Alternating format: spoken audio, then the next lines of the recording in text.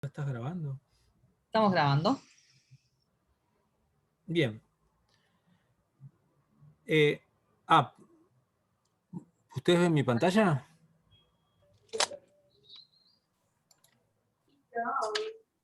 No, todavía no sé. Bueno, para qué.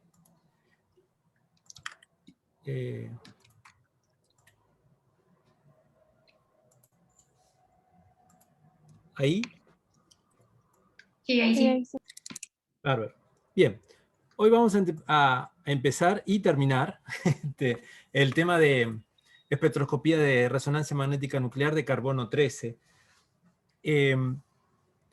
Bueno, como podrán ver, este es un tema, es complementario al de espectroscopía de protón, pero es con otro elemento, ¿no? De hecho, es uno de los más importantes porque evidentemente nosotros, toda la química orgánica está formada por compuestos que tienen carbonos enlazados entre sí, y entonces es importantísimo. ¿Por qué esta espectroscopía de carbono 13 no surgió antes o surgió un poquito más tarde que la de protón o de hidrógeno? Solo por razones tecnológicas, porque ahora vamos a ver que la espectroscopía de RMN de hidrógeno o de protón o de protio, como le quieran llamar, es más sensible, y entonces los primeros equipos que podían hacer resonancia magnética nuclear solo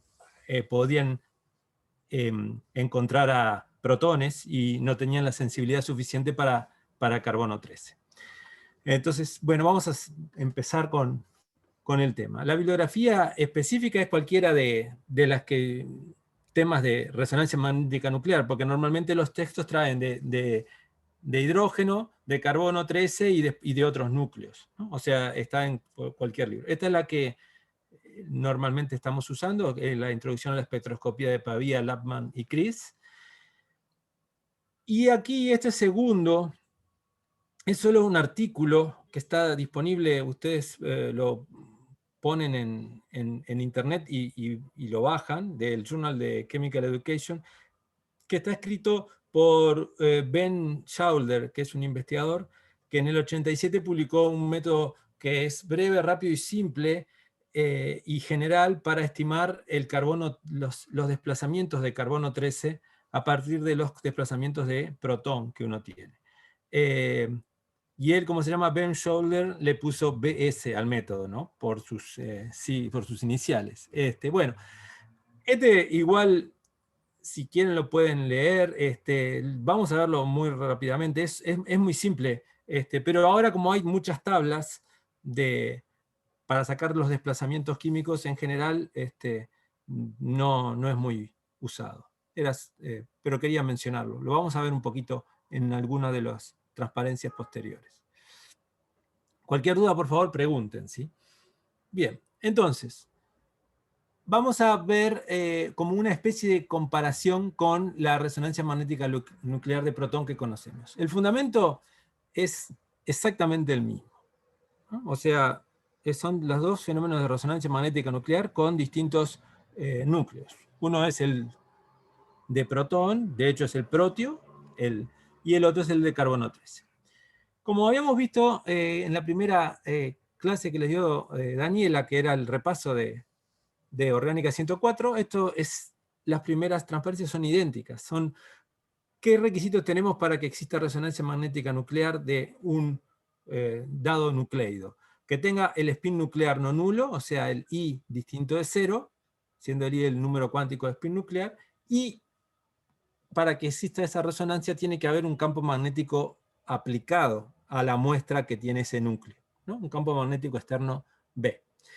Y entonces sabemos que la energía con la cual se irradia, para que haya una interacción de la radiación con la muestra, tiene que tener una energía, esa radiación, igual a delta E, ¿no? O sea, el h-nu de la radiación tiene que ser igual a delta E, que es la diferencia de energía entre los estados de spin nuclear del núcleo que estamos viendo. Si es resonancia de carbono 13, es la diferencia entre los spines del núcleo de carbono 13. Esa es lo que se llama la condición de resonancia, después hay otras condiciones que se van a necesitar para que vea la resonancia, ¿no? Bueno, y acá esto es para mostrar dónde está el carbono 13 en relación al protio o al protón. Las partículas elementales, o sea, protones, bueno, partículas elementales, los nucleones, que son protones, neutrones, y también los electrones, tienen una propiedad que se llama spin, que es como si tuvieran un momento magnético, o sea, como que estuviesen girando esas partículas y producen un momento magnético. Los núcleos, que son agregados de los nucleones, también son magnéticos cuando los nucleones están desapareados, o sea, eso es lo que da el número cuántico de spin nuclear, que tiene que ser distinto de cero. Entonces tenemos cómo es el valor, esto solo es un repaso y no es para acordarse de memoria, pero siempre que hay algo impar, ya sea la masa o el número atómico, tenemos un número de spin nuclear distinto de cero. Entonces, por ejemplo, si la masa es impar y el número atómico es par o impar, no importa, el número cuántico de spin nuclear I va a ser semientero. Y acá tenemos a los principales: el protón, el carbono 13, el nitrógeno 15, flúor 19, fósforo 31. Estos son todos núcleos que existen importantes en las sustancias orgánicas, y todos tienen un número igual 1 medio. También puede ser semientero más que 1 medio, ¿no? 3 medios, 5 medios, como el oxígeno 17, etc. Pero los que tienen el número cuántico de spin nuclear 1 medio son los más fáciles de estudiar, porque hay otros fenómenos que cuando el número es más grande afectan a la simetría y afectan a la intensidad de las señales. Estos son los más fáciles de estudiar. Y bueno, y está el protón y el carbono 3 en el mismo grupo. Después tenemos, con masa par pero número atómico impar, el valor del número de spin nuclear también es distinto de cero, y va a haber resonancia magnética para estudiar. Y acá tenemos, por ejemplo, el deuterio, que es otro isótopo del hidrógeno que también tiene fenómenos de resonancia. Lo importante para nosotros es que si ambos números, el de masa y el número atómico, son pares, no hay fenómenos de resonancia. Y acá entonces tenemos el carbono 12, que es el isótopo principal del carbono, que es transparente a la resonancia, o sea, no tiene fenómenos de resonancia magnética nuclear porque su número cuántico de spin nuclear es igual a 0. Entonces se le llaman no magnéticos porque no tienen este fenómeno de resonancia. Entonces, por eso lo que nosotros vemos es resonancia magnética nuclear de carbono 13, que es el isótopo menos abundante, tiene un 1% nomás, ¿no? De la abundancia, es en la abundancia natural del carbono, porque el carbono 12, que es el más abundante de los isótopos del carbono, no da fenómenos de resonancia magnética nuclear. Y eso es una de las explicaciones por qué no empezó a hacerse la resonancia de carbono, sino la de protio con el protón, que es el isótopo más abundante del hidrógeno. Bien, entonces, dado este número, el número de spin nuclear, el momento magnético del núcleo, al ponerse al alinearse en un campo magnético externo, está cuantizado, igual que lo que se había visto en Orgánica 104, y entonces se orienta en 2i más 1 posiciones, siendo el i el número de spin nuclear. Entonces, para los de spin, los de spines nucleares igual a 1 medio, 2 por 1 medio da 1, más 1, 2, y tenemos solo 2 posiciones en las cuales pueden alinearse con respecto a un campo, paralelos o antiparalelos. ¿Sí?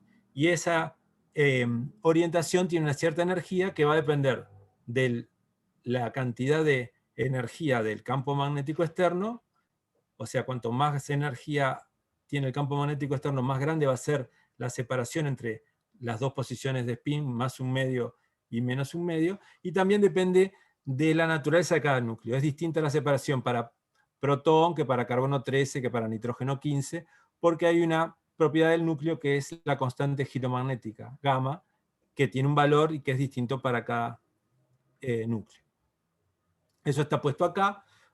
Como lo recordarán, cuando ustedes tienen un núcleo puesto en un campo magnético, si el campo es cero, no hay separación entre los niveles de energía.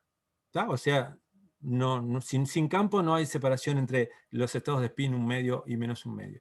Pero al aumentar la energía del campo magnético externo, la separación entre los niveles de spin se hace más grande, por eso dice que la energía, la separación, la diferencia de energía es proporcional a gamma, que es una constante giromagnética que depende de cada núcleo, y al campo magnético externo. Estas son las dos energías. Los estados se llaman alfa, el que está alineado con el campo, y beta, el que está antiparalelo al campo. Es lo mismo que para protón. Y entonces una de las cosas que hay que tener en cuenta es que la diferencia de energía entre estos estados de spin es siempre muy pequeña, ¿no? Recuerden eso de orgánica 104, que el problema de la espectroscopía RMN es que la diferencia es muy chiquitita entre los estados. Entonces tienen que absorber esa energía y hay que tratar de hacerla lo más grande posible, trabajando con campos magnéticos grandes, para poder verla, porque si no se pierde en el ruido térmico, y entonces uno no puede ver la absorción de energía al pasar de un estado a otro. Entonces, como dice acá, al ser la diferencia de energía muy chica, se trata de aumentarla, usando grandes campos magnéticos, o sea, los equipos, cuanto más grande es el campo magnético que producen, mejor va a ser el espectro que se puede ver, porque la señal, la relación señal-ruido va a ser mejor. Y además también lo otro que se puede usar es qué núcleo puedo usar, y eso depende de la constante giromagnética. O sea, voy a usar núcleos que tengan las constantes giromagnéticas más grandes. Y como ustedes podrán darse cuenta, ¿quién va a ser el núcleo con constante giromagnética más grande? El primero que se usó, el hidrógeno. Y bueno, y el carbono anda con menos valores. Y acá les doy la tabla en la cual tenemos los principales, o por lo menos los más usados. Tenemos protón, flúor 19, fósforo 31, carbono 13, nitrógeno 15 y deuterio. El spin nuclear de los primeros 5 era 1 medio y el deuterio es 1. Y acá está la constante giromagnética, que se puede dar en megahercios por Tesla, siendo Tesla la unidad de medida del campo magnético, ¿no? Un Tesla es 10.000 Gauss. Y entonces fíjense que la constante magnética, giromagnética del hidrógeno, protón, es 42,58, y la de carbono 13 es 10,71, o sea, 4 veces más chica. Todas las otras son siempre menores que el hidrógeno. O sea, el hidrógeno tiene la constante giromagnética más grande, y a su vez tiene la abundancia natural, no el hidrógeno, el protón, ¿no? O sea, el protio es casi todo el hidrógeno, ¿no? Hay muy poquito de deuterio. Entonces es 99,9. Entonces, este es el elemento más sensible a la resonancia magnética nuclear. Entonces este se le pone generalmente 1 como referencia, y todos los otros núcleos que pueden sufrir resonancia magnética nuclear tienen una sensibilidad relativa menor que el hidrógeno, porque el hidrógeno es el que tiene, el protón, tiene la mayor constante giromagnética y tiene la mayor abundancia. ¿Sí?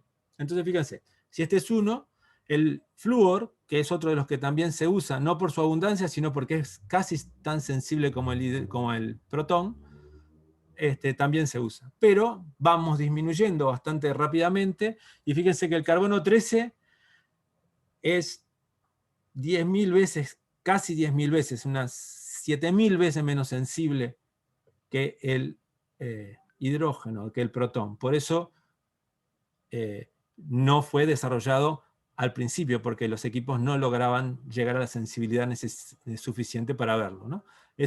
¿Por qué es? Porque tiene una constante giromagnética 4 veces menor, pero una abundancia de 1% con respecto a casi 100% del hidrógeno. Entonces, esta combinación de abundancia y constante giromagnética nos da una relación una sensibilidad mucho más chica. ¿Sí? Entonces, fíjense que para un mismo campo magnético, ¿no? Si ustedes tienen un mismo campo magnético, la diferencia de energía que crea el mismo campo magnético entre el spin más un medio o menos un medio del hidrógeno, del protón, y el del carbono 13 es 4 veces mayor para el protón que para el carbono 13, porque la constante giromagnética es 4 veces mayor para el protón que para el carbono 13. ¿Sí? Entonces, esto es importante por lo que viene ahora. Los espectrómetros se clasifican por las frecuencias de protón, no por el campo magnético. Ustedes vieron en todos los ejemplos que dicen tengo un espectro a 400 MHz o a 60 MHz. No dicen a la frecuencia de tantos hertz del protón, sino dice la potencia del equipo, que es la potencia en la cual resuena el protón. Entonces, en el mismo equipo yo puedo hacer distintos elementos y distintos núcleos. Y el equipo siempre va a ser, por ejemplo, uno de 400 MHz, porque se nombra por la frecuencia para el protón. Pero ¿cuál es la resonancia? ¿A qué frecuencia va a resonar el carbono 13 en ese equipo? Y bueno, se hace la relación que va a dar, voy para atrás, la relación es la relación de las constantes giromagnéticas.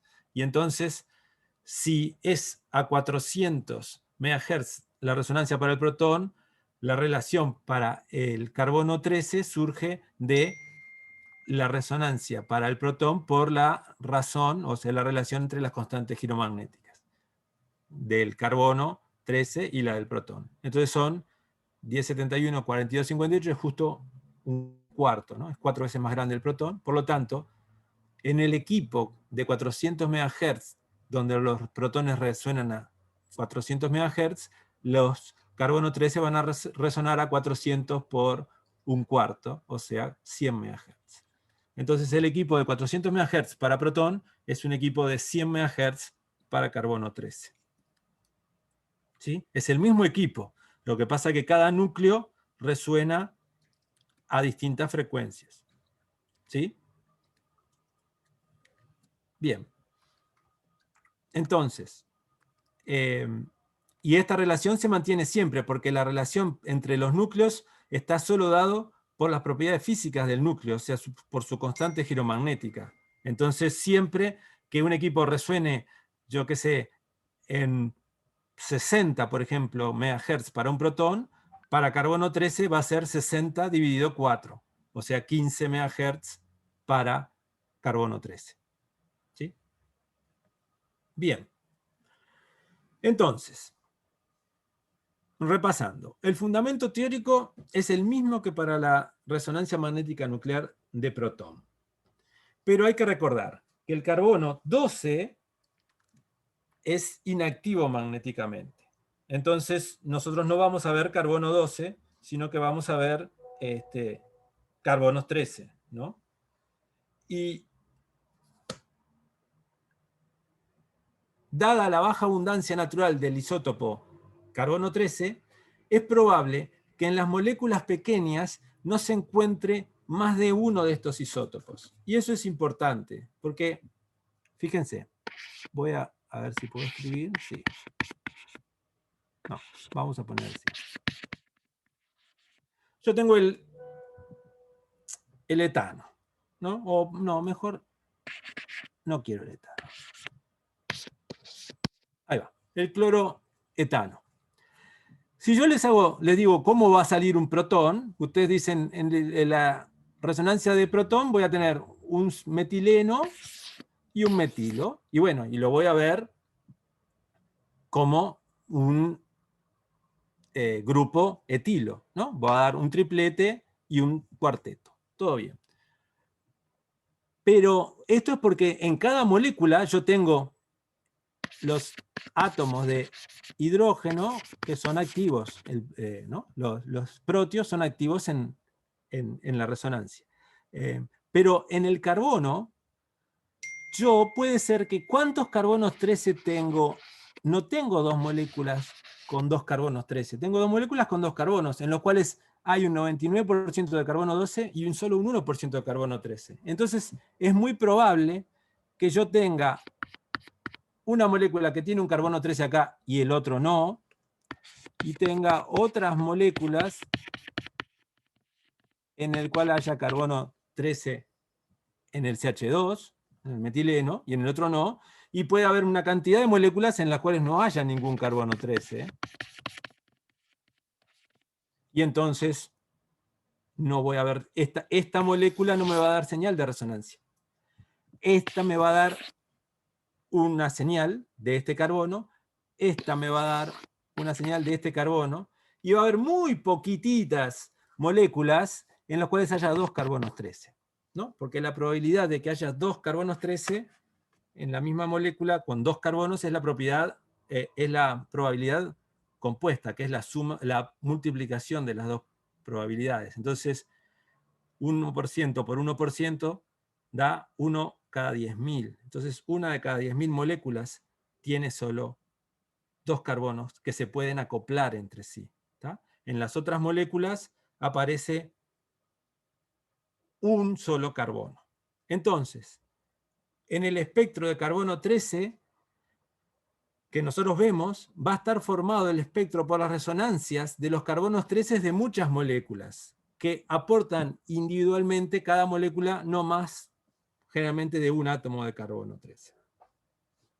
¿Entienden lo que yo quiero decir? Si yo les pongo una molécula sola de cloruro de etilo y le hacen un espectro de protón, ustedes van a ver, los 5 protones van a dar señal. Entonces van a ver un triplete del metilo y un cuarteto de el etilo, si pudieran sacarle el RMN de una sola molécula de protón. Pero a esta molécula, si yo la tengo con un solo carbono 13 y yo le puedo hacer el espectro a esta molécula, solo me va a dar una señal de este carbono, el otro no lo va a tener, porque el otro va a ser carbono 12 y va a ser transparente al espectro. Lo que pasa es que, claro, yo nunca tengo una sola molécula, siempre tengo miles de moléculas. Entonces, estadísticamente, aunque haya solo un 1% en cada carbono, vamos a decir, la cantidad, el grupo completo de moléculas de ese compuesto me va a dar todas las señales de carbono 13. ¿Sí? Es una cosa interesante. Entonces, ¿cómo es la información que nosotros obtenemos del espectro de carbono 13? Esto es igual que lo que vimos en RMN de protón. ¿Cuántos tipos de carbonos diferentes? Y evidentemente da exactamente la misma. RMN de carbono 13 da lo mismo que protón, los tipos distintos de carbonos que hay. ¿Cuál es el entorno químico de los distintos carbonos? También va a ser igual que para protón. ¿Cuántos vecinos tiene cada carbono? Acá los vecinos del carbono van a ser los protones a los cuales está unido. Porque como recién vimos, es muy difícil que haya dos carbonos 13 unidos entre sí, debido a que la probabilidad es 1 en 10.000. Entonces es muy poquito. ¿Sí? Entonces los vecinos que va a ver son los vecinos protones. Y eso lo va a poder ver. Y lo último es cuántos carbonos de cada tipo hay. Y eso no lo va a poder ver el carbono 13. En protón sí es cuántos hidrógenos de cada tipo hay, es lo que ustedes hacen cuando integran. Acá en el carbono 13 la integración no sirve porque no nos da la información de cuántos carbonos de cada tipo hay. Y ahora vamos a ver por qué. Vamos a ir entonces por orden. ¿Cuántos tipos de carbono diferentes hay? Sí. Esto es lo mismo que para protón. Cada carbono 13 no equivalente da una señal distinta.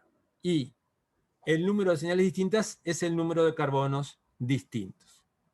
Entonces, por ejemplo, estos son los mismos ejemplos que se hicieron para RMN de protón, y esto es para carbono 13. Acá tenemos la acetona, y entonces ustedes dicen, bueno, tengo un carbonilo y dos metilos. No hay manera de que yo distinga los metilos entre sí, el de la izquierda o el de la derecha son iguales, entonces esos dos metilos van a dar una sola señal, pero el carbonilo va a dar otra. Entonces acá voy a tener dos señales. ¿Cuántos tipos de carbonos diferentes? Dos.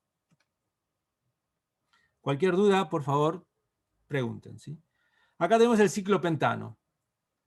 Todos los carbonos son equivalentes. Yo no puedo saber este carbono distinto de este. Químicamente no los puedo distinguir, ¿no? Están en equilibrio, hay un equilibrio, cuál está alto este, pero hay un equilibrio de conformeros en el cual entonces van alternándose cuáles son los carbonos que están para arriba en esta conformación tipo sobre. Entonces, los 5 carbonos dan la misma señal. O sea, voy a tener un tipo de carbonos, un tipo de señal. El tetrametilsilano, bueno, los 4 metilos son idénticos, ¿no? Y entonces ahí ponen en los vértices de un tetraedro, por lo tanto voy a tener una señal. Acá tenemos, sí, un éster, el succinato de dimetilo. Entonces fíjense, esta molécula es simétrica, toda la parte de arriba es igual a la parte de abajo, y entonces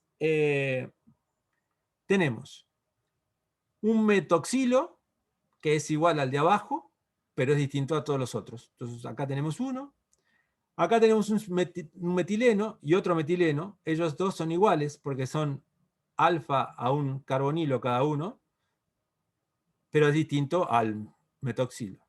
Y el carbonilo, que es distinto a los otros. Entonces tenemos, esta señal es una señal, los carbonilos son otra señal, y los metoxilos son otra señal. 3 señales, ¿no? 3 tipos distintos de carbono. Acá el clorometilmetiléter es muy simple, un metilo es distinto que el metileno, ¿no? El metilo está unido a un oxígeno, el metileno está unido a un oxígeno y un cloro, son 2 señales distintas, 2 tipos distintos. Y acá el 1,3,5 trimetilbenceno tiene los metilos iguales, siempre son todos metilos que están rodeados en orto con 2 hidrógenos, no se puede saber cuáles son todos equivalentes, o sea que todos los metilos tienen una señal sola, y el anillo aromático tiene 2 tipos, ¿no? Son 6 carbonos, pero las bases que soportan al metilo son iguales, y los carbonos que soportan un hidrógeno son distintos a los otros e iguales entre sí. Entonces tenemos 2 señales, las rojas y las azules. O sea que el 1,3,5 trimetilbenceno tiene 3 tipos de carbono distintos. ¿Sí? Es muy simple. Esto es igual que para el hidrógeno. Si ustedes los pueden diferenciar químicamente, van a ser distintos, y si no los pueden diferenciar, van a ser iguales. La misma señal. Bien. Otra propiedad otra información que nos da el espectro RMN. ¿Cuál es el entorno químico de los diferentes carbonos, ¿no? O sea, ¿en dónde aparece? Y esta también es muy importante. Fíjense, una de las diferencias con el protón es el mayor rango de desplazamientos químicos de carbono 13. En carbono 13, la ventana, o sea, lo que nosotros podemos ver es entre 0 y 220 partes por millón. O sea, una gran ventana. Fíjense, recuerden, comparándola con la de protón, que normalmente está entre 0 y 10 partes por millón, o 0 y 12, si quieren poner los ácidos, que aparecen más o menos por 12. Pero esa es la ventana de protón. Y la ventana de carbono 13 es 20 veces más grande. Entre 0 y 10 o 0 y 12 es entre 0 y 220. ¿No? Es una ventana mucho más grande. Eso nos hace pensar que como tenemos más partes por millón para poner los mismos, o sea, la misma cantidad de señales, vamos a decir, es muy difícil que se superpongan las señales en RMN de carbono 13, porque tienen un rango más grande para poder estar. ¿Sí? Y otra cosa que es importante en el entorno químico, o sea, en cuáles las deltas, los que aparecen, es que al tener electrones P, el carbono 13, a diferencia del protón, que no los tiene, hay efectos paramagnéticos de blindaje dados por los mismos electrones P del propio carbono que no ocurren en el protón. Entonces, los electrones P del carbono pueden blindarlo o hacer alguna interacción con el propio núcleo que no se veía en el protón, ¿no? En el protón los efectos de blindaje son de otras nubes electrónicas, pero acá no solo las nubes electrónicas de los enlaces que lo rodean al carbono 13 lo van a blindar, sino que también sus propios electrones P que pueden interaccionar con otros electrones P de otra manera. Por lo tanto, los efectos de los sustituyentes sobre los desplazamientos de los carbonos 13 son similares, pero no idénticos a los efectos que tienen los sustituyentes sobre los protones, ¿no? Son similares, pero no son idénticos. Y ahora vamos a ver algunas de las diferencias y también de las similitudes. Entre las similitudes tenemos que los efectos que influyen en el desplazamiento químico son iguales que los que tenemos para el protón. La electronegatividad, la hibridación y la anisotropía, ¿no? Dado por distintas... la anisotropía se refiere a que las distintas direcciones del espacio no son iguales, ¿no? Por ejemplo, cuando hay dobles enlaces, etc. Entonces, estos efectos son muy similares. Y tenemos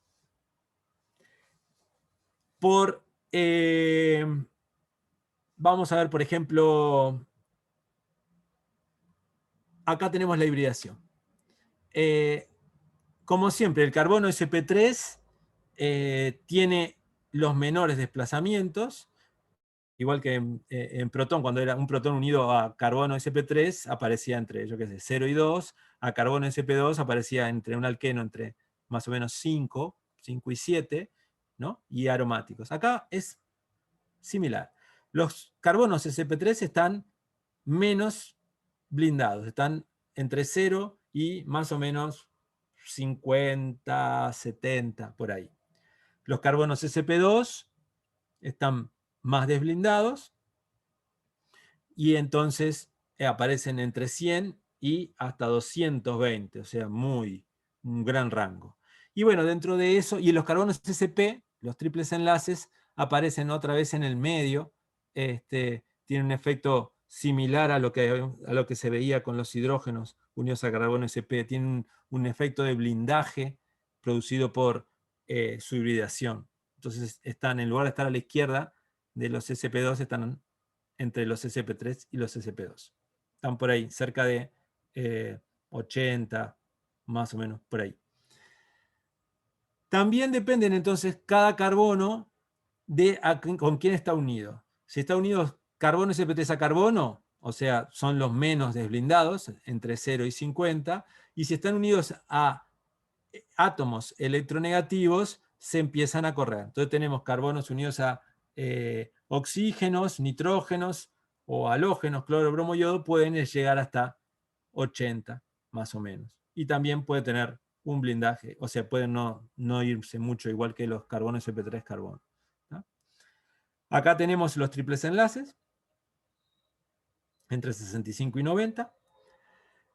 Esto no hay que acordarse de memoria, esto está todo en tablas, ¿no? Es solo para dar una idea. Y los dobles enlaces, ya sea aromáticos o alquenos, están entre 100 y 175, y los dobles enlaces con heteroátomos, que son más electronegativos que el carbono, como el carbonilo, está también más desblindado y llegan a 220. ¿Sí? Esto es más o menos una idea. ¿Por qué esto es así? Porque los efectos, como dice aquí, de los heteroátomos son mayores y en el mismo sentido que para protón, porque se ejercen a menos distancia. Claro, recuerden, si ustedes tienen, por ejemplo, en protón, y decían metano y metanol, el efecto sobre estos protones, estos que están acá, del oxígeno, se ejerce a un enlace y dos enlaces, porque el oxígeno, para pasar en los hidrógenos, en el remen de protón, el efecto de los sustituyentes se ve siempre a partir de unirse al carbono, ¿no? O sea, el hidrógeno está unido al carbono y ese está unido al sustituyente. Entonces, el menor efecto del sustituyente de oxígeno, cloro, lo que sea, es a dos enlaces. Mientras que directamente en el carbono 13, el sustituyente está unido directamente por un enlace a él. Entonces, evidentemente, los efectos se ejercen a menos distancia, entonces son más intensos, ¿no?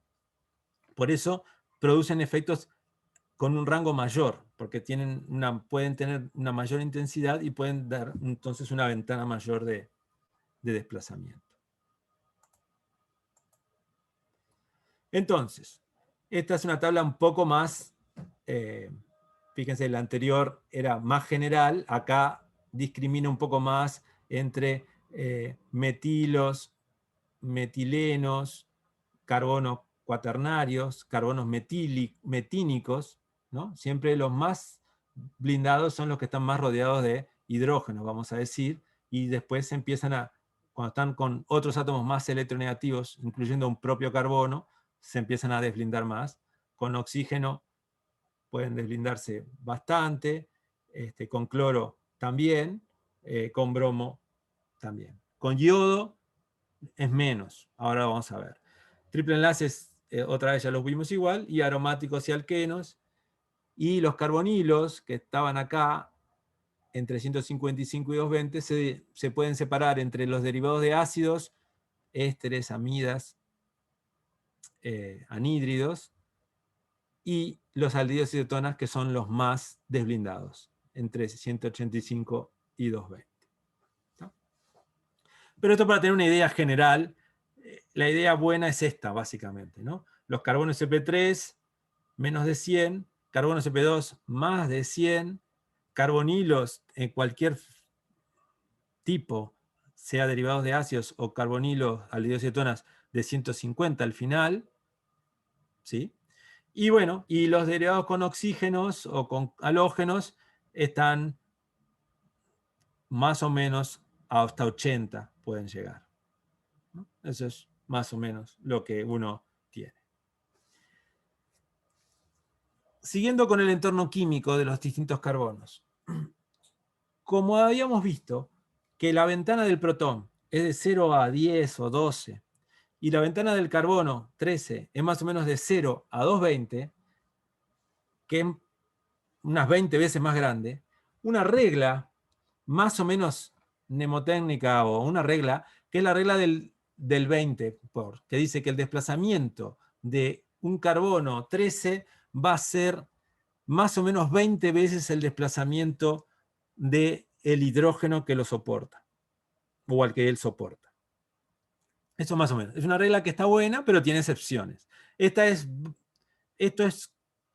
el método justo, esta es la regla y un poco la generalización que hizo Ben Schouler, era la bibliografía que les mencioné en la primera transparencia del Journal of Chemical Education. Bueno, él habla de que está bueno hacerlo por 20 y da unas generalizaciones, pero normalmente dice que el desplazamiento de un carbono es básicamente 20 veces más que el desplazamiento de del hidrógeno que estaría sobre el carbono, ¿sí?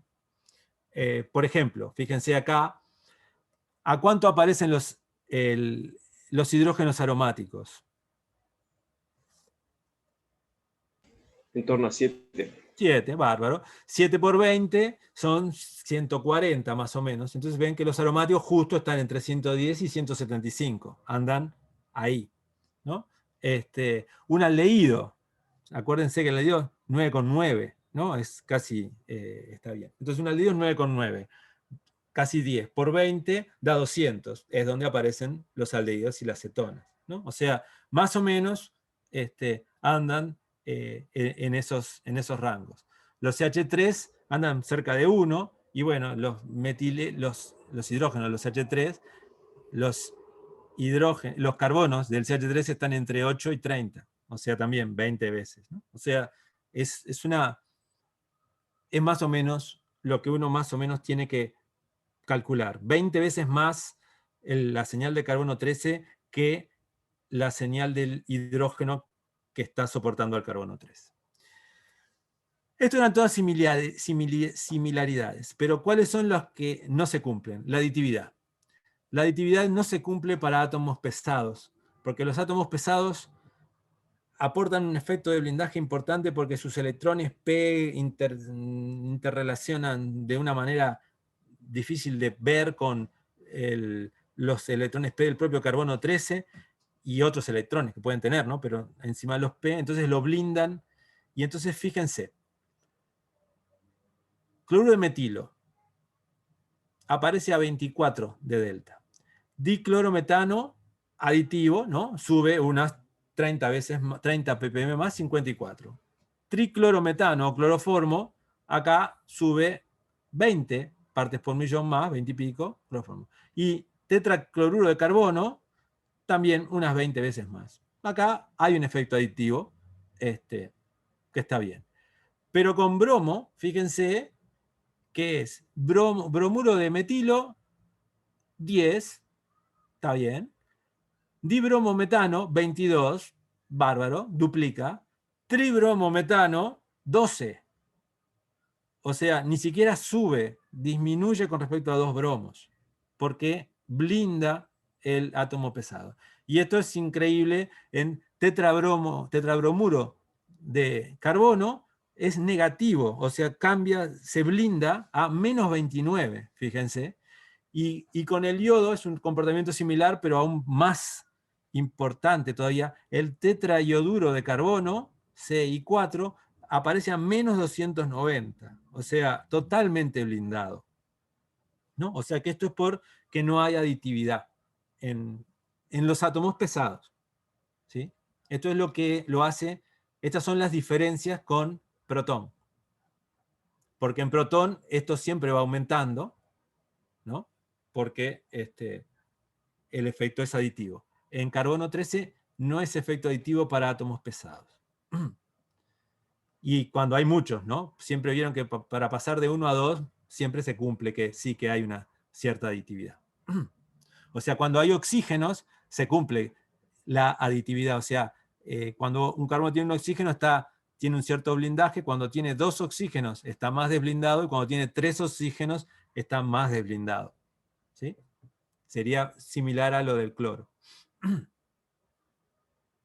Bien, esto es el entorno químico. Hay también efectos estéricos en compuestos cíclicos que son para ver nomás, o sea, hay efectos estéricos que son interesantes de ver. El efecto gamma se llama, que es un efecto de blindaje. Y el efecto, ¿cuál es?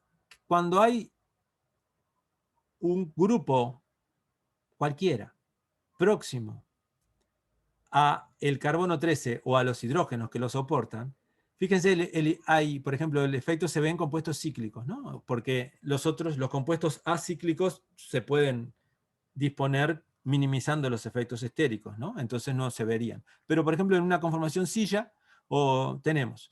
Entonces, si tenemos una posición axial, un compuesto, un grupo o átomo X, al ser voluminoso, va a interaccionar con los otros 2 hidrógenos axiales y entonces la nube del X va a golpear o chocar con la nube de los protones, ¿no? Del enlace carbono-hidrógeno, y entonces la nube electrónica la va a correr un poquito hacia abajo, o sea, ¿no? La va a empujar. Y ese empujarla, ¿qué va a hacer? Que la nube va a ir más contra el carbono del enlace. Y entonces el carbono va a blindarse, porque cada vez que tiene electrones se blinda. Esto es igual que en protón. Cuando hay los electrones, lo blindan. Entonces fíjense que como está en una relación 1-3, ¿no? Porque son de los axiales, están lo que se llama el efecto gamma, porque está del grupo X, este es el carbono alfa, este es el carbono beta y este es el carbono gamma. ¿Sí? Entonces, los carbonos gamma están un poquito más blindados cuando hay unos grupos X que los molestan que cuando no están. El grupo X no importa que sea electronegativo o electropositivo, es solo un grupo estéricamente voluminoso. Puede ser un oxígeno o puede ser un metilo. Solo es un grupo que, como tiene una nube electrónica grande, molesta a las nubes carbono-hidrógeno y hace que la nube electrónica baje, se vaya del hidrógeno y entonces quede más sobre el carbono y lo blinde. Entonces acá hay ejemplos. Fíjense, tenemos un ciclohexano con un terbutilo que congela la conformación y entonces tenemos un ciclohexanol, terbutil ciclohexanol, 1,4. Axial, o sea, cis, entonces está axial el alcohol, o trans, en el cual el alcohol está ecuatorial. Entonces, fíjense, el carbono del alcohol es el alfa, el beta y el gamma. Cuando tenemos el oxígeno axial, los carbonos aparecen a 21 partes por millón. Mientras que cuando el oxígeno está ecuatorial y no hay ese efecto, aparecen a 25,7. O sea que el grupo OH, por su nube electrónica grande, le hizo blindar a el carbono unas 4,7 partes por millón, vamos a decir, ¿no? Porque si no está el OH, aparecen a 25,7. ¿no? Entonces, es un pequeño efecto, pero siempre es un efecto de blindaje. ¿Sí?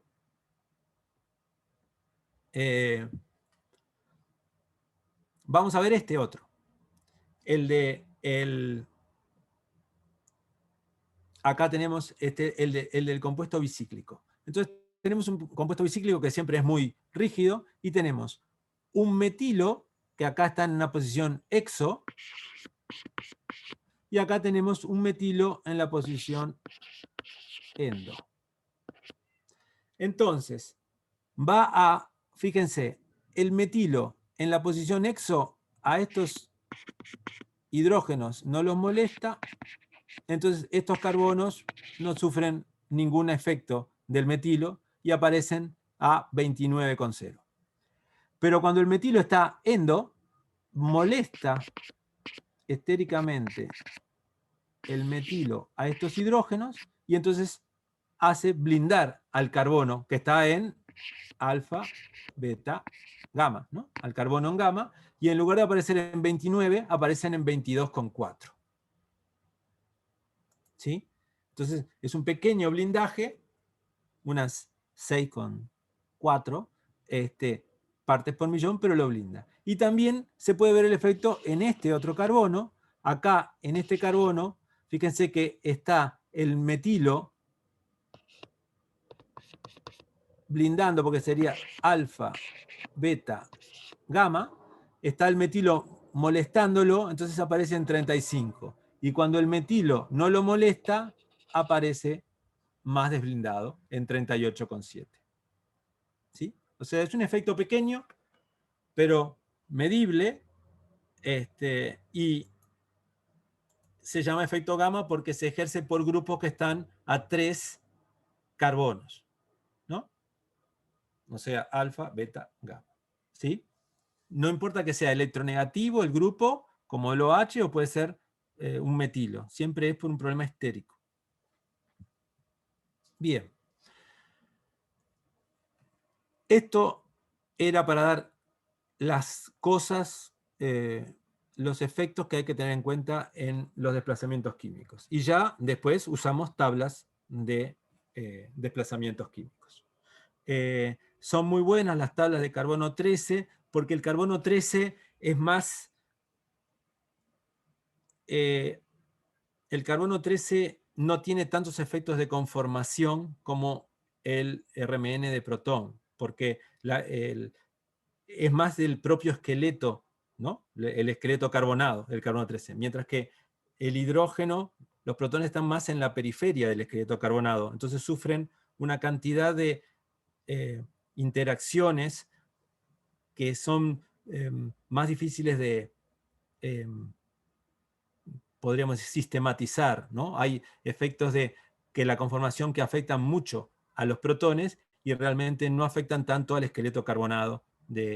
Entonces, las tablas de carbono 13 en general son bastante precisas y dan bastante bien los desplazamientos. Tenemos nosotros, yo no lo tengo acá, lo tiene ahí Daniela, la tablita, ¿no?, de desplazamientos, la que usan, que tiene protones y también tiene toda la parte de un apéndice, que es toda la parte de carbono 13. Bien. Tercera cosa que vemos en la información obtenida del carbono 13 es cuántos vecinos tiene cada carbono. Y como vimos, los vecinos no se refieren a los otros carbonos 13, que probabilísticamente es una en 10.000 de que encuentre un vecino, sino los protones, porque todos los protones tienen momento cuántico de spin nuclear y se van a acoplar. ¿Sí? Porque el acople el acople no tiene por qué darse entre los mismos tipos de núcleos. El acople solo depende de los números cuánticos de spin nuclear porque tienen spines, ¿no? Y entonces los carbono 13 se acoplan con los protones. Los protones también se acoplan con los carbono 13. Lo que pasa es que como tienen los carbono 13 una abundancia de 1/100, los picos del acople del carbono 13 son 100 veces más chicos que los picos de los protones. Entonces normalmente uno no los ve, porque son todos picos que están en el ruido. ¿Sí? O sea, el acople, los protones también ven al carbono 13, pero no se ve normalmente porque son 100 veces más chiquitos los picos. Los carbono 13 sí ven a los protones. Y entonces, fíjense, la probabilidad de encontrar dos carbonos 13 en una molécula es muy baja, 1 en 10.000, porque en general entonces no. Por lo que nosotros no vemos el acople carbono 13-carbono 13. O sea, existe, pero 10.000 veces más chico. Por lo tanto, está dentro del ruido y no se puede ver. Pero los protones, unidos a carbono 13, sí se acoplan. Y siguen la regla del n+1. ¿Sí? Porque tanto protón como carbono 13 tienen un número cuántico de spin nuclear igual a 1/2. Entonces se acoplan bien. Siguen la regla del n+1. Entonces el carbono cuaternario no tiene protones. Entonces es una señal, singulete. Pero un CH ve doblete. Un CH2, un triplete, y un CH3 aparecería como un cuarteto. ¿Sí? Esto está buenísimo, porque entonces nosotros sabemos, si tenemos un cuarteto, vamos a ver que es un CH3, si tenemos un triplete, un CH2, si tenemos un doblete, un CH, y singuletes son carbonos que no tienen hidrógenos unidos. Pero no es tan así. Este acople no es conveniente. ¿Y por qué no es conveniente? Porque disminuye la intensidad de la señal. Claro, porque la intensidad de la señal está dada por el número total de carbonos que la producen, ¿no? Y entonces si yo tengo una señal que tenga esta altura y después la tengo que separar en un doblete, evidentemente me va a dar un doblete más chico, porque el área completa va a ser la misma. El área de los dos picos va a tener que ser igual al área de este. Entonces me va a disminuir la altura. Y en un triplete me va a dar aún más chiquito. Y entonces, como el carbono 13 tiene problemas de sensibilidad, de repente no llego a tener picos muy altos, que los picos se me dan más bajos, no es muy bueno, pero además, y esto es importante, al desdoblarse en doblete, triplete o cuarteto, hay superposición de señales que dificulta la interpretación. ¿Por qué se superponen las señales? Porque las Jotas, las constantes de acoplamiento carbono-hidrógeno, son muy grandes, entre 100 y 250 Hz. Entonces ahí vamos a tener una superposición de señales. Recuerden que las Jotas las Jotas normales en protón que estamos viendo son del orden de la constante, vieron la ecuación de Karplus, más o menos las máximas están entre 0 y 12, ¿no? Y las máximas Jotas que nosotros vemos son en compuestos los hidrógenos en trans, que llegan hasta 17, 18 o 20, pero normalmente las comunes por K+ en ángulos diedros son entre 8, 7 y 8, ¿no? Y acá son entre 100 y 250 Hz. Son tremendas jotas. Entonces, al estar muy separadas las señales, uno a veces no sabe si son un cuarteto o de repente, yo qué sé, singulete o dos dobletes, o sea, pues están muy separadas. Entonces, ¿cuál es la solución para eliminar este desdoblamiento? Desacoplar el espectro de carbono 13 de los protones. O sea que yo hago como que elimino en el experimento los protones, entonces cada carbono 13 me va a dar que no está acoplado a nadie, y entonces aparece como una señal singulete. ¿Sí? Entonces, vamos a ver esto un poquito mejor. Para eso les voy a mostrar las constantes de acoplamiento. Como dice acá, si ustedes usan un espectro que se llama totalmente desacoplado, no van a ver la constante de acoplamiento. ¿Sí? Pero si vieron un espectro acoplado, que es lo que vamos a ver ahora algunos, tenemos las constantes de un enlace carbono a hidrógeno entre 100 y 250 Hz. Pero a dos enlaces también se ven, son más chiquitas, de 0 a 2 Hz. ¿Tá? Hay ejemplos de otros acoples, carbono-flúor, 250 a 390 Hz, o sea, fíjense, 390 Hz es un número, y carbono-carbono-flúor, o sea, a dos enlaces, también es un valor grande. Porque acuérdense, ¿cuánto es en un equipo de 400 MHz? Que eso es para protón. ¿Cuánto vale una ppm en protón acá?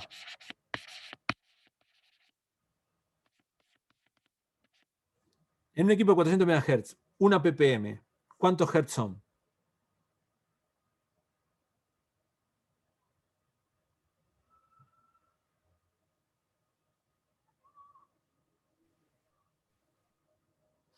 No, Era 20, mira la regla del 20.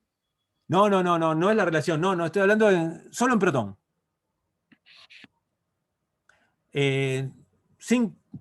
Sin carbono 13. O sea, dicen...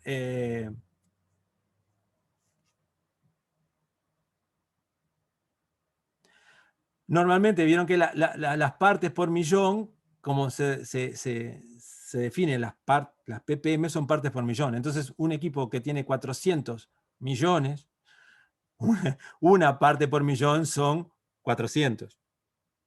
¿Sí? Entonces, una parte por millón en un equipo de 400 MHz son 400 Hz. Pero en ese mismo equipo, para carbono 13, el carbono 13 ¿a cuánto resuena? Por la relación de las constantes kilomagnéticas. O sea que es lo que vimos, que el equipo en carbono 13 es de 100 MHz. Entonces una parte por millón van a ser 100 Hz. ¿No? Una parte por millón. Entonces fíjense que si tenemos una constante de acoplamiento entre 100 y 250 Hz, el desdoblamiento de las señales es por arriba, llega por ejemplo hasta 2,5 partes por millón. O sea, están bien separados. ¿Ven eso? O sea, que es un desdoblamiento grande. ¿Sí? Entonces, por eso voy atrás, por ese desdoblamiento grande, dice que hay superposición de señales. Porque si ustedes abren con una constante de acoplamiento que llega a 2,5 Hz, y si tienen un cuarteto, son 4 picos separados, 2,5 partes por millón, o sea, cubren como 7 partes por millón. Entonces ahí se les puede superponer con otras señales que aparezcan cerca. Eso es lo que quería decirles. ¿Sí? Entonces, ese es un problema que hay que tratar de arreglarlo para no superponer señales, y eso se hace desacoplando. Entonces vamos a poner un ejemplo. Fíjense. Espectros de carbono 13 de etanol sin desacoplar, ¿no? Etanol. Entonces, este es el espectro. Como ven, la ventana está entre 0 y 200, un poquito más, ¿no? Que es una ventana mucho más grande que la de 0 a 10 que normalmente se usa en carbón, en protón. Y fíjense, disolvente. El disolvente que usó es benceno deuterado, en el cual solo da una señal porque todos los carbonos del benceno son equivalentes. Entonces da una señal. Hay mucho ruido.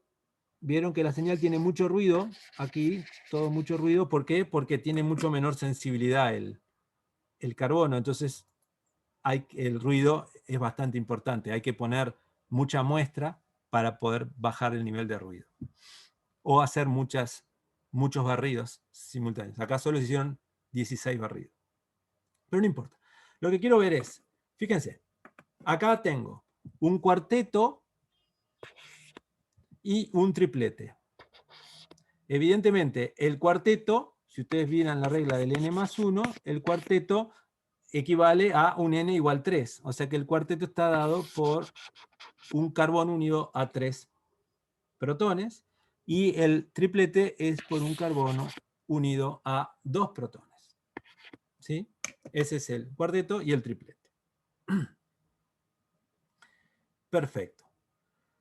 Si ampliamos un poquito más, fíjense que uno aparece en 20, cerca de 20, y el otro aparece 50 y algo. ¿Sí? Eso está bien. El CH3 no está unido, es un CH3 normal, que aparecería normalmente en un protón, el CH3 aparecería en 1 más o menos, acá aparece cerca de 20, está bien, y este aparecería 3,5, por ahí, 4, y da por 20, da más o menos 3,5 a 60 y pico, da por acá. Está bastante bien. Bien, ampliamos.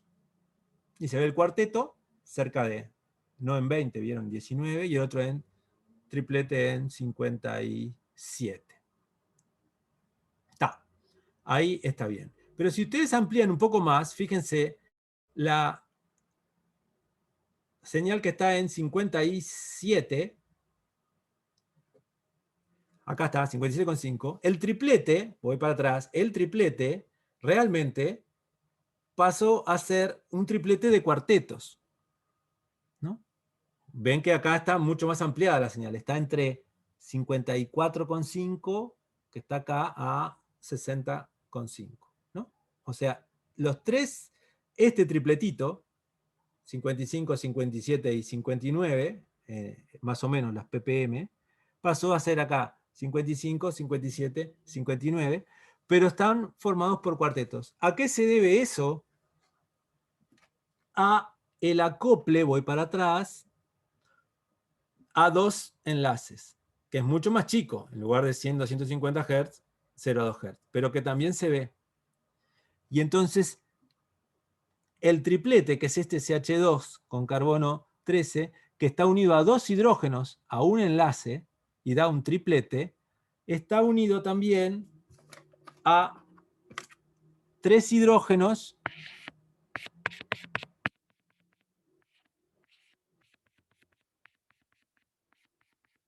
por dos enlaces. Ahí. ¿No? O sea, este carbono 13 está unido a un enlace y dos enlaces con tres hidrógenos más. Entonces, cada señal del triplete da un cuarteto. ¿Sí? Porque es el acoplamiento a un enlace, triplete, y a dos enlaces con los hidrógenos, un cuarteto. Claro que esto está ampliadísimo, ¿no? Porque fíjense, entre 54,5 y 60,5. Si no, ustedes la verían como un triplete. Y a su vez el cuarteto, que es la que vamos a ver ahora, fíjense, el cuarteto se ve como un cuarteto de tripletes. ¿Por qué? Porque es el metilo que está unido a tres hidrógenos por un enlace, dando un cuarteto, pero a dos enlaces ve a dos hidrógenos. Entonces cada señal se desdobla en un triplete. Con unas jotas mucho más chicas, ¿no? De 0 a 2 Hz. A veces puede no verse cuando es 0, pero es mucho más chica. ¿Tá? Entonces esto es lo que se obtiene sin desacoplar. Obtenemos un cuarteto y un triplete. Así es ese es el enlace, el espectro completo. ¿Sí? Bien. Entonces, repasando, era lo que teníamos así: los hidrógenos unidos al carbono 13 sí se acoplan, siguiendo la regla de N+1, cuaternario no da más que un singulete, metino da doblete, metileno triplete, y cuarteto el metilo. Ya dijimos que no es conveniente porque al desdoblar la señal se disminuye la intensidad y hay superposición de las señales. Y entonces la solución es desacoplar. ¿Cómo se desacopla?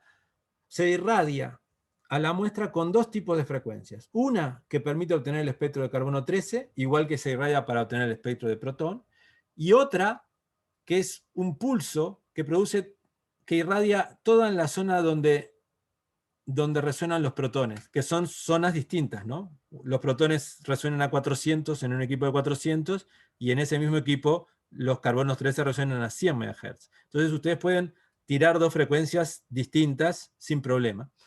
Entonces, una frecuencia cubre el rango de carbono 13 y otra grande produce y satura a todos los protones. Entonces los protones se pasan, quedan saturados, saltando entre los dos estados de spin de ellos. Entonces, en la escala de tiempo que mide el carbono 13, los carbonos 13 solo ven el estado promedio de los protones, porque los protones están todo el tiempo saltando entre los dos estados de spin posibles.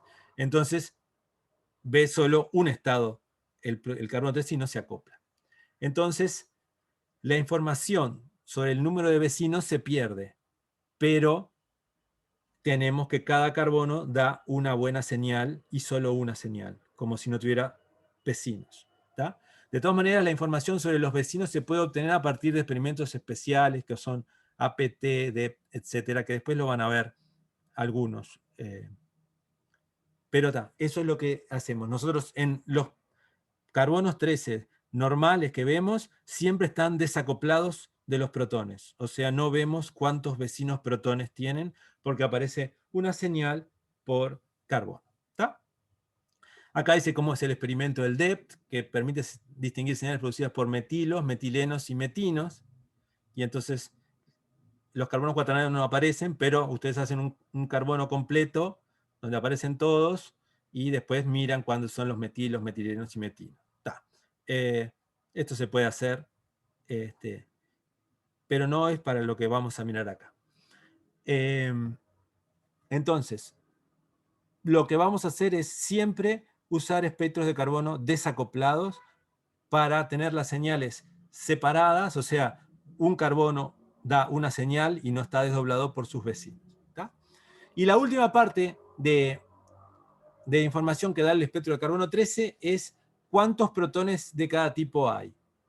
Y eso, desgraciadamente, era lo que no nos da el carbono 13, esa información. Sí nos la da el RMN de protón. Cuando ustedes integran, ven cuántos hidrógenos hay de cada tipo, una integración relativa, pero acá ni la integración relativa tampoco anda, porque la integración del espectro de carbono 13 no es efectiva para mostrar el número relativo de núcleos de carbono 13. Hay varios efectos que hacen que esto no se pueda hacer así. Por ejemplo, la relajación es distinta, el efecto NOE, que es un efecto nuclear Overhauser, que hace que el experimento común de carbono 13, que hacemos nosotros, las señales de los carbonos 13 unidos a protones muestren mayor intensidad que los carbonos que no están unidos a protones, ¿no? Por eso es un fenómeno de relajación. Los hidrógenos favorecen la relajación de los carbonos, entonces la señal es más alta. Entonces, dependiendo de si el carbono es un CH3, o un CH2, un CH, o un carbono cuaternario, o cuán rápido puede relajar por algunas cosas, la señal va a ser más alta o más baja, independientemente de la cantidad de carbonos iguales que haya en la molécula. Entonces, no podemos integrar el carbono 13 porque no podemos saber entonces cuántos carbonos son los que dan esa señal, porque de eso va a depender la altura, o la señal va a depender no solo del número de carbonos que dan la señal, sino de cuán cerca o no esté de átomos que le permiten relajarse. Y entonces, como eso no lo sabemos cuando estamos mirando, no lo podemos hacer. Hay experimentos especiales que compensan estos efectos y permiten realizar un espectro que se llama de carbono 13 cuantitativo, que permite entonces integrar las señales. Pero esos son experimentos especiales que tampoco vamos a ver, no son demasiado necesarios. Son solo cuando uno realmente no tiene ninguna idea de la estructura de una molécula, entonces ahí sí le sirve hacer un espectro cuantitativo. Pero si no, con la señal, con la información que nosotros manejamos, que ya tenemos el peso molecular o algo así, realmente no es necesario hacer un espectro cuantitativo. Yo nunca hice un espectro de cuantitativo de carbono 13. Bien, y acá quería mostrarles la diferencia, para que vean entre un RMN desacoplado y acoplado. El acoplado es este que está acá arriba, de esta molécula, ¿sí? Que es un acetilacetato de etilo. Y el desacoplado es esta que está acá abajo. Fíjense, esto es lo que decía. El problema del carbono 13 cuando está totalmente acoplado con el protón es que nos dice el número de protones, pero hay superposición de señales. Fíjense ustedes acá. Acá tienen estas señales y acá también, y no saben si algunas pueden ser singuletes o dos tripletes, o sea, está muy complicado para ver. Fíjense acá. Yo qué sé cuántas señales hay acá, ¿no? Pero fíjense, si yo desacoplo de protones, que es el espectro que normalmente obtenemos, mire qué lindo. Da el TMS, que aparece en 0, y después tenemos 1, 2, 3, 4, 5, 6, 7, 8 tipos de carbonos distintos. Se acabó, porque cada carbono distinto da una señal. Entonces tenemos 8 tipos de carbonos distintos, y son el metilo, de acá, que cuando está acoplado da un cuarteto, un CH2 unido al carbonilo, que está acá, que acá da un triplete y acá da un singulete. El otro CH2 unido al oxígeno, que está acá, singulete. El carbonilo del éster, que da un singulete, 170 y pico. Y fíjense qué notable, los aromáticos, un aromático tiene 6 carbonos, pero evidentemente el carbono no son 6 señales, porque el carbono que es el que soporta a la sustitución, es un carbono distinto, un carbono cuaternario, pero este carbono y este carbono, que están en orto, son indistinguibles químicamente, ¿no? Ustedes no pueden decir, voy a sacar el protón orto y digo, ¿y por qué no puedes sacar este? O sea, estos dos químicamente son equivalentes, entonces dan una señal, la señal de los 2 y 6, que está acá. Los que están en meta también son equivalentes, pero distintos a los otros, y son 2, y de acá, la señal de 3 y 5, y el que está en para, que es distinto, y acá. Entonces ven que dan 1, 2, 3, 4 señales, dan los 4 tipos distintos de carbonos del núcleo aromático. Acá arriba no las podía distinguir, eran complicadísimo, y acá está bien separadas. ¿Sí? Como ven también, la integración no se puede hacer. Fíjense que todos estos metilo, metileno, metileno, carbonilo y el 1 y el 4 son todos de un carbono y todos tienen distinta altura. Y la señal de los orto y los meta es más alta, pero no es ni siquiera el doble, ¿no? Es casi igual de o sea, no se puede integrar porque no nos dice cómo es, ¿no? Sí, cuando hay dos carbonos acá del mismo tipo, sí se ve que son más altos la señal de los 3, 5 y de 2, 6 que el 4 y el 1. Pero vieron que el 1 y el 4, que son de un carbono solo, también tienen distinta altura. O sea, por eso la integración nos sirve. ¿Sí? Entonces, esto era para mostrar cómo nosotros vemos el desacoplado y está muy bueno porque cada tipo distinto de carbonos da una señal. Bien, entonces, repaso. En RMN solamente detectamos carbono 13, no carbonos 12. Por lo tanto, tiene una abundancia muy baja y produce una baja sensibilidad. Los desplazamientos químicos son aproximadamente 20 veces mayores que los desplazamientos de los protones unidos a esos carbono 13. Aproximadamente. Para tener una idea, siempre anda bien. El espectro de carbono 13 que nosotros vemos es desacoplado en protón. Por tanto, todos los picos aparecen como singuletes, porque los carbonos 13 nunca hay dos carbonos 13 unidos entre sí que se puedan acoplar. Entonces, los vemos todos como singuletes. Hay experimentos como DEPT o APT, hay otros, que pueden distinguir señales de carbonos cuaternarios, terciarios, secundarios y carbonos primarios. Entonces, si uno quiere, puede hacer esos experimentos, pero hay que hacer otro experimento, ¿no? Y la relación de áreas de los picos no representa la relación de carbonos. ¿Tá? Es lo que vimos, la relación de áreas no se puede integrar. Eso es toda la información de carbono 13.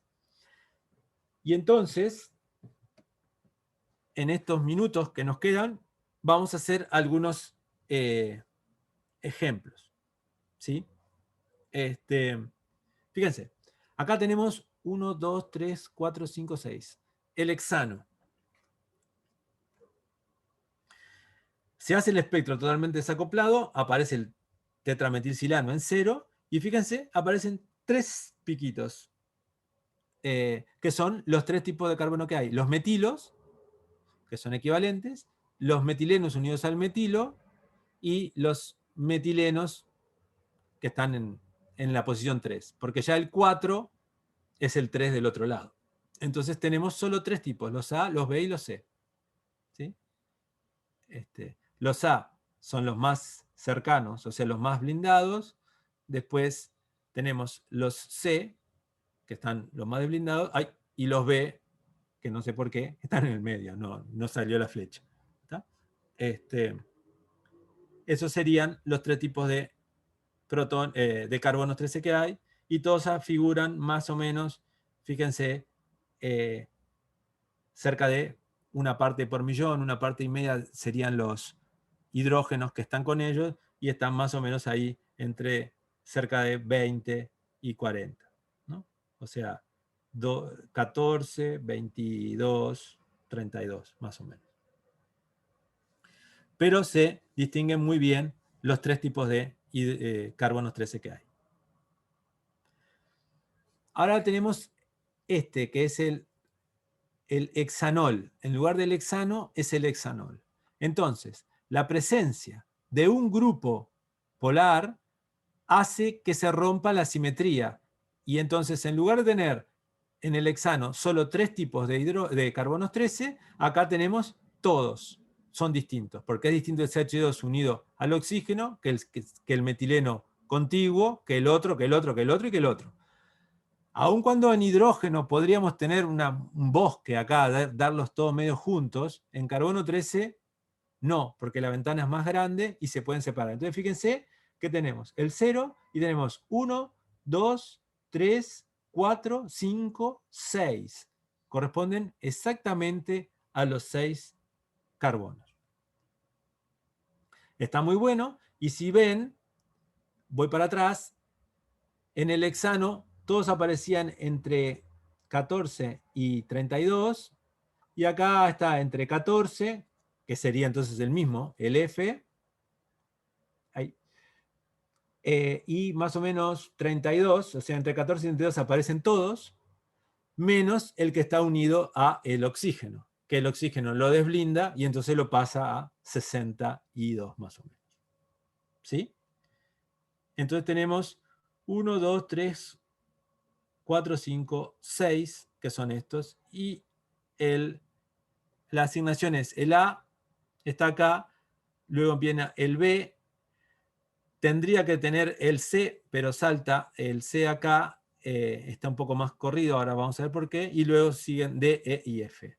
D, E y F. El C está un poco más blindado,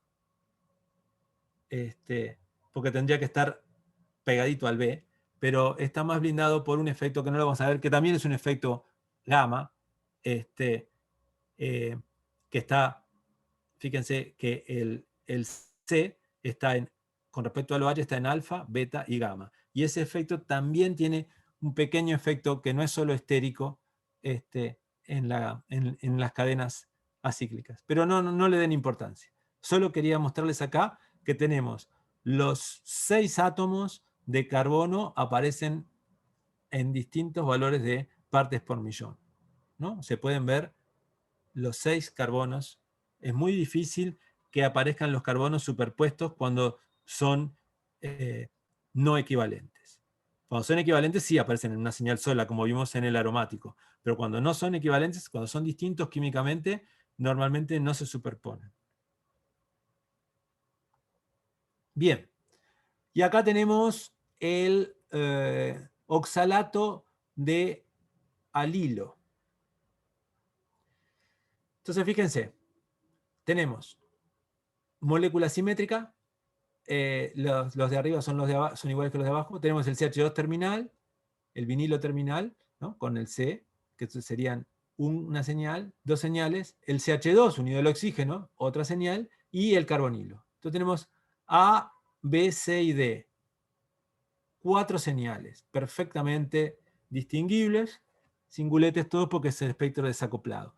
Acá les superpuse abajo la tabla que les había mostrado, en la cual tenemos que los carbonos sp3 están al principio, los carbonos sp2 están después de 100, y están separados en carbono sp2 carbono, carbono-carbono, que está entre 100 y 175, y los carbono con hibridación sp2, pero de carbonilos, que están entre 155 y 200. Entonces, fíjense, entre 155 y 200, lo más desblindado, solo está uno, que es el éster. Perfecto, estos siempre están desblindados. Los derivados de ácido son los más desblindados de todos. Los desblindados más desblindados de todos son los aldehídos y cetonas. Pero también le siguen todos los carbonilos de derivados de ácido. Este es el éster. En la zona aquí de verde, en la zona de dobles enlaces, tenemos 2 que corresponden al C y al B. Y en la zona del CH2, son la zona de los carbonos sp3 unidos a heteroátomo, que llega acá, y tenemos aquí el carbono unido a el oxígeno. ¿Tá? Entre estos dos, seguramente el CH2 sea este y el CH sea este porque está como más desblindado. Pero eso se puede ver por tablas. Pero es muy fácil de asignar porque siempre los más desblindados en estos tipos de ésteres son el carbonilo del éster y luego la zona de dobles enlaces y la zona de carbonos unidos a heteroátomo, que es toda esta. No sé si hay alguna duda. Fíjense también que la integración no tiene nada que ver, todos tendrían que tener 1 de altura relativa y fíjense que no es así. Y ahora el tolueno. Es muy fácil. El tolueno tiene A, ¿no? O sea, tiene un metilo que está en la zona de carbono sp3, o sea, aquí en 20 y pico, y luego tenemos 1, 2, 3, 4 señales correspondiendo a los 4 señales, los 4 tipos de carbono distintos del fenilo. La base del metilo, una señal, otra señal para los 2 que están en orto, otra señal para los 2 carbonos en meta, y otra señal para el carbono en para. Entonces tenemos las 4 señales. De distintas alturas. Igual sabemos que las de los 2 carbonos en orto y los 2 carbonos en meta van a dar un poquito más altas, que van a ser alguna de estas dos. Están en la zona de carbonos sp2. Hay tablas para saber cuál es y vamos a verla. Lo que pasa es que no tengo acá la tabla. Si me esperan un poquito, Daniela me debe dar la tabla, ¿no? ¿Tenés la tabla, Daniela, de carbonos espectroscópica? Sí. Y vamos a ver si la hacemos.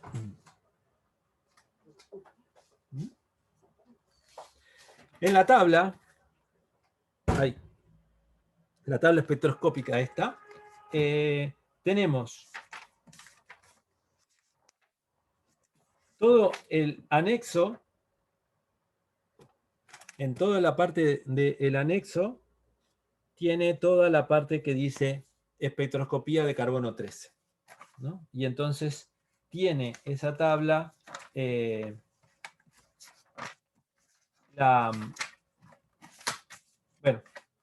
tiene también cosas de protón, pero también tiene de carbono 13, por ejemplo, tiene una muy buena tabla de aromáticos en la página 35 para estimar el desplazamiento de carbonos aromáticos, y tiene para calcular en la tabla, en la página anterior, en la página 34, incrementos para alquenos, para alquenos, ¿no? Para dobles enlaces. Entonces, vamos a mirar, por ejemplo, para hacer el tolueno. El tolueno, la tabla, como dice acá, es muy simple. Para hacer el desplazamiento del carbono hay que sumar 128,5, que es el desplazamiento que sería en el benceno, y se le agregan incrementos por cada uno de los sustituyentes que tiene en orto, en meta, en para, y también el propio sustituyente sobre el carbono, que es el sustituyente en ipso, que se llama, ¿no? La sustitución en el mismo carbono. Entonces, fíjense. El carbono, vamos a ver el carbono B, ¿no? Que es el carbono que está acá, en para al metilo. Entonces, ustedes van y dicen, ¿qué sustituyentes tengo? Los hidrógenos nunca suman nada, ¿no? Porque es 128,5 sería el benceno. Entonces, lo único que tengo es un metilo que está en para con respecto al carbono B, ¿no? Porque está en 4. Entonces, 128,5 menos 3,1 y da 125,4. Los carbonos en meta, C, tiene que tener un metilo en meta, que es 0. Metilo en meta, 0. Entonces, 128,5 más 0, 128,5. El D tiene un metilo en orto, que da más 0,6. Entonces, 128,5 más 0,6, 129,1. Y el carbono que soporta el metilo, tiene un metilo en ipso, que dice acá, ¿no? En el ipso es en el mismo lugar, 9,3. Entonces es 128,5 más 9,3. Entonces fíjense que los valores de tablas y los valores experimentales. 125,4 contra 125,6 experimental. El C, 128,5 contra 129,2. El D, 129,1 contra 130,0. Y el E, el que soporta el metilo, 137,8 contra 137,7. O sea que la tabla es tremendamente buena. Fíjense que la mayor variación le dio acá, en los que están en meta, que le da 0,7 de diferencia, 0,7 partes por millón de diferencia, nada más, en una ventana de 200 partes por millón. Entonces está muy buena, y entonces ustedes pueden ver que el más desblindado es el que soporta al grupo metilo, y después el que le sigue, 130 y 129,2 son los que están en orto y meta, y el que está, y el que está en para está en 125,6, o sea, es el más blindado de todos. ¿Sí? Eso es para ver la tabla de aromáticos, que es muy buena, y anda bastante bien. Bien. Y ahora les quería mostrar otro, que es el fenol. Fíjense que tiene lo mismo.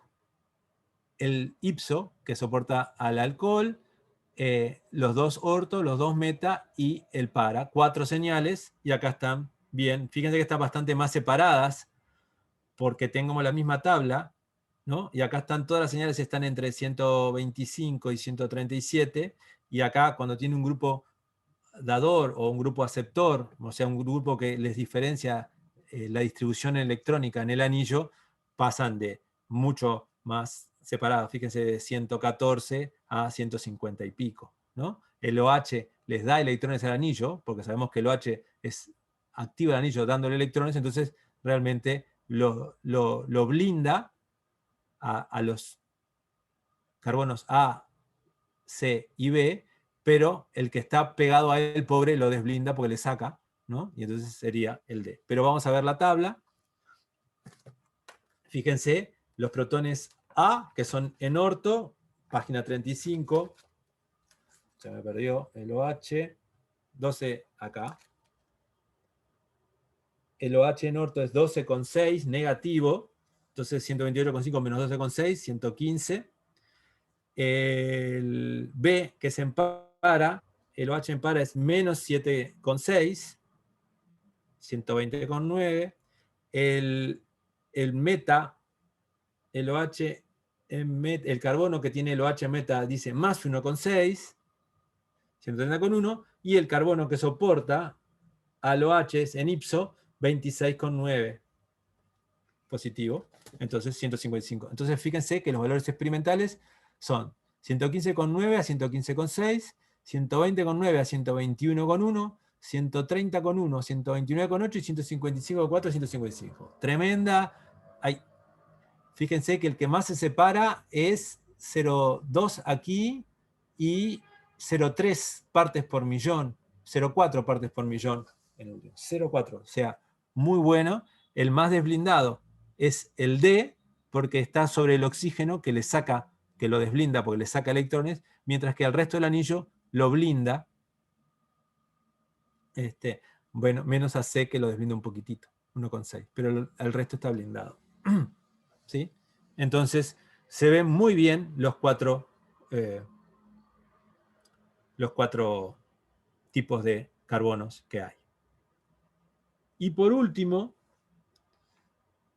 quería mostrarles, este ya lo vieron, Daniela. Estás muteada.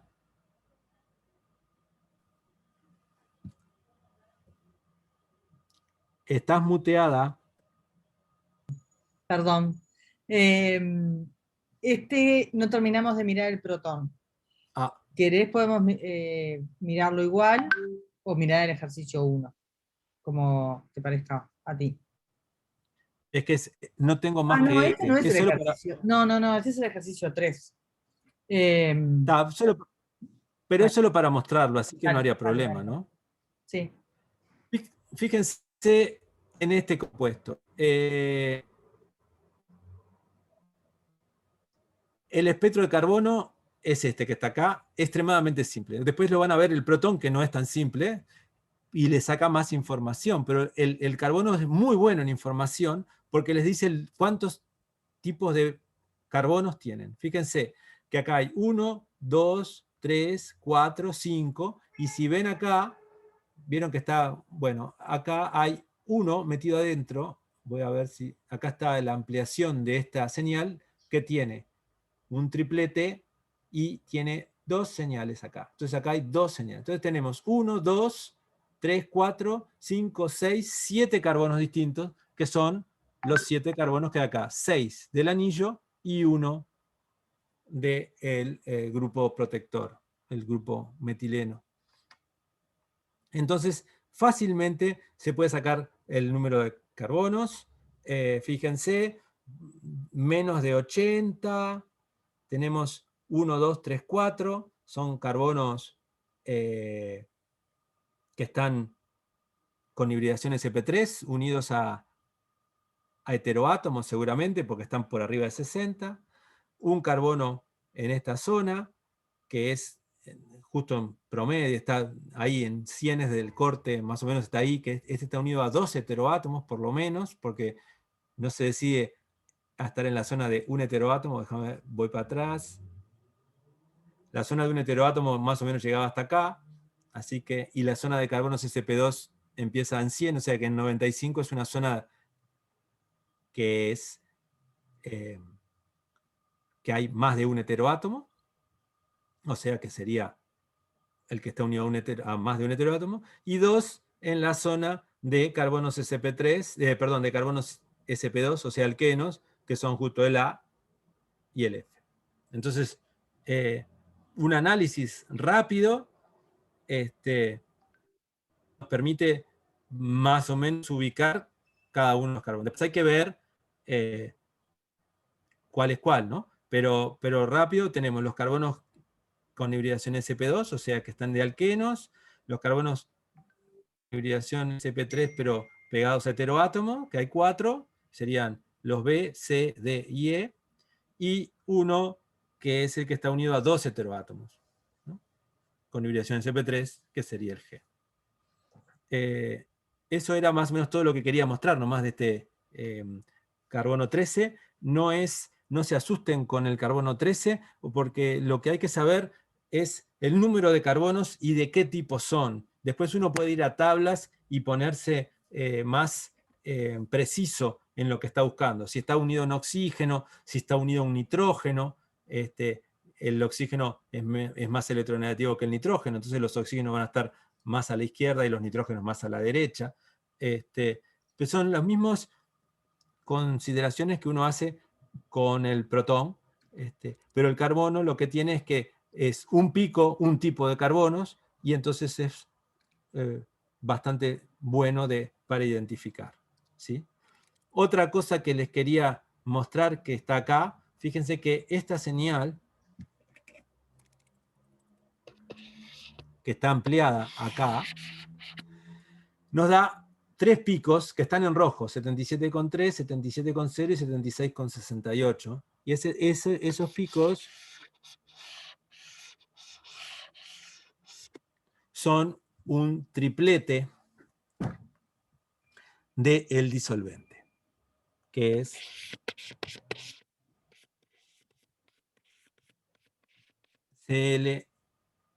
CDCl3, o sea, cloroformo deuterado, ¿no? El cloroformo SHCl3, si le cambiamos un hidrógeno por un deuterio, tenemos el cloroformo deuterado. ¿Qué pasa con eso? Cuando ustedes ven el cloroformo deuterado en RMN de protón, ven un piquito, que no es el protón, no es el deuterio, porque el deuterio resuena en otra zona, ¿no?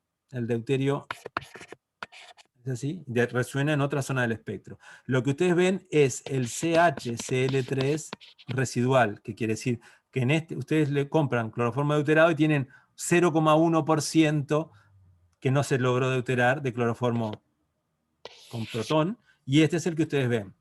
Lo que pasa es que como tienen tanto cloroformo con respecto a su sustancia, aunque sea un 0,1% o una cosa muy pequeña, un pico se ve. Todo bien.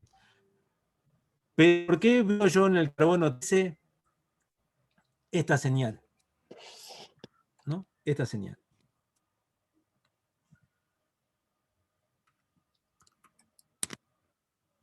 Pregunta. Es la última pregunta que hago. Después nos vamos. Hay átomos en el cloroformo deuterado que tienen carbono 13 y eso es lo que me va a dar la señal. Pero claro, va a estar acoplado con el deuterio. Todo carbono 13 que haya, que es uno cada 100 moléculas de cloroformo deuterado, va a estar acoplado con deuterio, ¿no? Y solo yo que en millones, en miles de moléculas, uno va a ser un hidrógeno, pero no importa, pero todo va a ser con deuterio. Y el deuterio, habíamos visto que el deuterio tiene un número cuántico I igual a 1, a diferencia del protón, que tiene un medio, y del carbono 13, que tiene un medio. Entonces el acople, la regla del n+1, de hecho es la regla no es de n+1, es 2n por i más 1, que habíamos visto, que con protones y carbono 13 esto es un medio, entonces 2 por un medio es 1. Entonces queda como N+1. Pero con deuterio, que tiene I, el acople es 2, el acople del carbono con un deuterio, N igual 1, y esto es deuterio, es N igual 1 también, es 2 por 1 por 1, es 2, más 1, 3. Entonces va a dar una señal desdoblada en 3. Entonces el carbono, al acoplarse con el deuterio, va a dar un triplete. No va a dar un triplete así como los que nosotros vemos, con el pico medio más alto, porque el deuterio tiene, como tiene I igual 1, tiene 3 posiciones de ponerse en un campo magnético, todas iguales. En lugar de ser paralelo y antiparalelo, es paralelo, antiparalelo y perpendicular. Y entonces las 3 tienen la misma probabilidad. Entonces los 3 picos del triplete van a ser de la misma altura, no como los tripletes que vemos con protones o con carbonos 13, que son el del medio, tiene el doble de altura de los otros. Bueno, todo lo que quería decir era que este tripletito es el carbono 13 del cloroformo que está acoplado con el deuterio. Y entonces, como es deuterio, en lugar de dar un doblete por acople a 1, es un triplete. ¿Está? Entonces siempre en carbono 13, cuando ven el espectro hecho en cloroformo, van a ver el triplete en 77, que es el delta del CDSL3, es 77. Entonces ahí van a ver un triplete centrado en 77, que es muy alto porque es el disolvente, vamos a decir. Entonces van a tener mucho con respecto a su muestra, y ese es el triplete. ¿Tá? Era eso lo que quería mostrar, que normalmente los espectros que están hechos en cloroformo, ustedes ven ese triplete. Si están hechos en otro disolvente, ven el pico del otro disolvente, ¿no? Pero en cloroformo deuterado aparece un triplete, los 3 picos de la misma altura en 77. ¿Sí?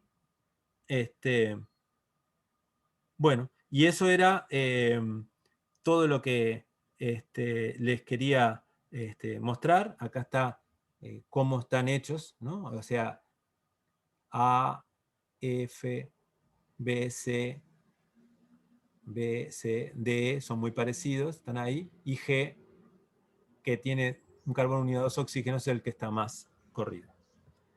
Y era eso nomás lo que yo les quería mostrar de carbono 13. No sé si hay alguna duda. Es todo lo que vamos a ver. Después lo que ustedes pueden hacer es mirar las tablas para ir a ver dónde aparecen, por ejemplo, los distintas sustituciones en el aromático. También está muy bueno calcular, por ejemplo, aquí el alqueno, es distinto, uno tiene un hidrógeno de sustitución y otro tiene un bromo, entonces aparecen en distintos lugares, y eso es lo que hace que aparezcan uno aquí y otro aquí. Eso está también en la tabla de la página 34. Pero lo importante en el carbono 13 es solamente tener una idea más o menos, ni siquiera así, de esta idea, ¿no? Carbonos sp3, carbonos sp2, que son dobles enlaces o carbonilos, triples enlaces, que están mostrando acá, y carbonos unidos heteroátomos, que están más desblindados que los carbonos unidos a carbono nomás. Esto es cuando tiene yodos, que el yodo generalmente los blinda. Vieron que vimos que el yodo es medio, cuando hay varios yodos puede blindar. Pero si no, carbonos unidos a oxígenos y a nitrógenos dan por aquí. Y esa era más o menos la idea que quería que tuvieran de carbono 13. No se vayan, por favor. Bueno, ¿Terminamos? yo dejo de compartir, ¿sí? Bien. Bueno, vamos a dejar de